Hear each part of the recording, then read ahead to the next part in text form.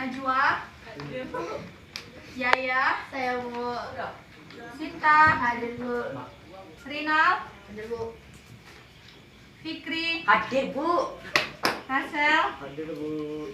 Rio, Aldi. Hadir Bu. Sekarang absen dia Bu. Sebelum kita memulai pelajaran, agar pembelajaran kita hari ini berjalan dengan lancar, marilah kita berdoa menurut agama masing-masing. Berdoa dimulai. Amin. Berdoa selesai. Nah, materi kita hari ini adalah tentang kehidupan masyarakat pada masa praaksara Hindu-Buddha dan Islam. Tapi materi utama kita yaitu tentang kehidupan masyarakat pada masa praaksara. Nah, siapa yang tahu? Benar sekali. Zaman praaksara adalah bisa disebut juga dengan zaman Nirlaka. Di mana zaman ini manusia belum mengenal yang namanya tulisan, atau manusia yang hidup pada masa ini adalah manusia purba. Nah, zaman praaksara ini, pra itu artinya belum dan aksara itu artinya tulisan.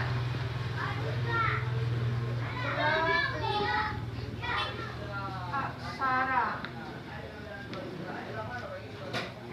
Pra artinya belum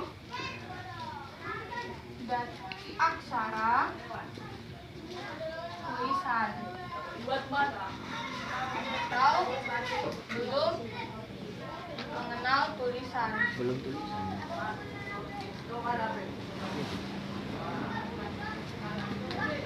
Ada juga disebut dengan nirleka. Nirleka atau tidak ada tulisan. Nirleka berasal dari kata nir atau tidak ada, dan leka artinya tulisan.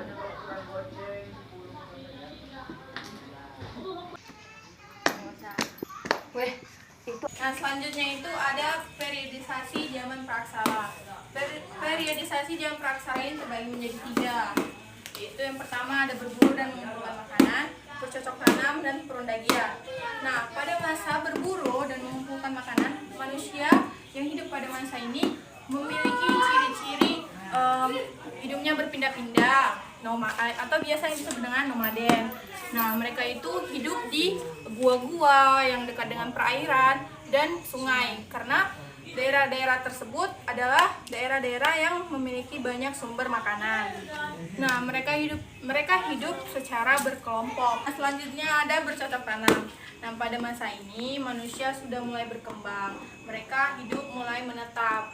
Mereka itu mulai membuat perkampungan kecil yang diketuai oleh kepala suku. Nah, mereka mulai berkembang dengan melakukan bercocok tanam seperti menanam umbi-umbian, terus berternak seperti ternak sapi, ternak kerbau untuk memenuhi kebutuhan hidupnya. Dan alat-alat yang digunakan pada masa ini juga sudah mulai berkembang.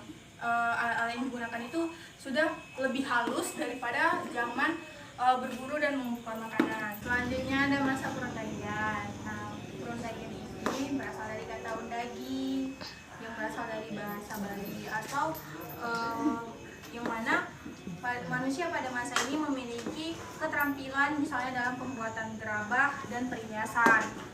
Nah, pada masa ini manusia hidup mulai menetap, membuat perkampungan-perkampungan yang lebih besar, dan membuat bangunan-bangunan tradisi megalitik seperti menhir, sarkofagus, pundan berundak.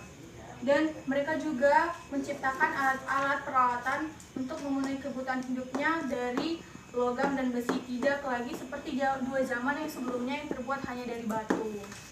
Baiklah, jadi kesimpulannya zaman praaksara adalah zaman di mana manusia belum mengenal yang namanya tulisan. Nah, zaman praaksara ini terbagi menjadi 3 periodisasi. Yang pertama berburu dan mengumpulkan makanan, dan bercocok tanam, serta perundagian.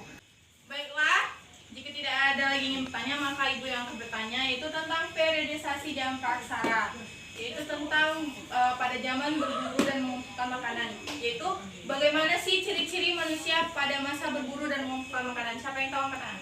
Saya Bu. Baik. Tergantung pada alamnya.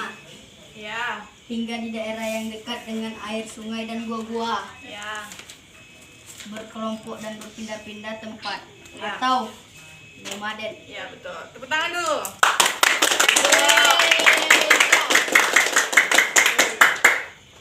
Nah, selanjutnya itu ibu juga mau bertanya lagi, yaitu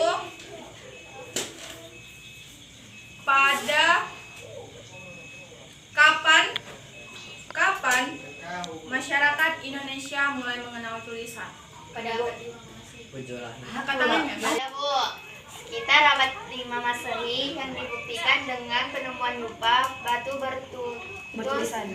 bertulisan peninggalan kerajaan Kuta yang terdapat di Muara Kaman, Kalimantan Timur. Ya, betul, tepuk tangannya. Nah, satu pertanyaan lagi. Pertanyaan yang paling sederhana. Apa sih itu praaksara? Siapa yang tahu? Cuk, Ya, zaman praaksara ada zaman manusia belum mengenal tulisan. ya betul sekali. Tepuk tangan. Dua dijawabnya. Ini yang banyak dapat makan nanti. Baiklah, pertemuan kita mungkin untuk materi hari ini cukup sampai di sini. Sampai berjumpa di pertemuan berikutnya. Assalamualaikum warahmatullahi wabarakatuh. Waalaikumsalam warahmatullahi wabarakatuh.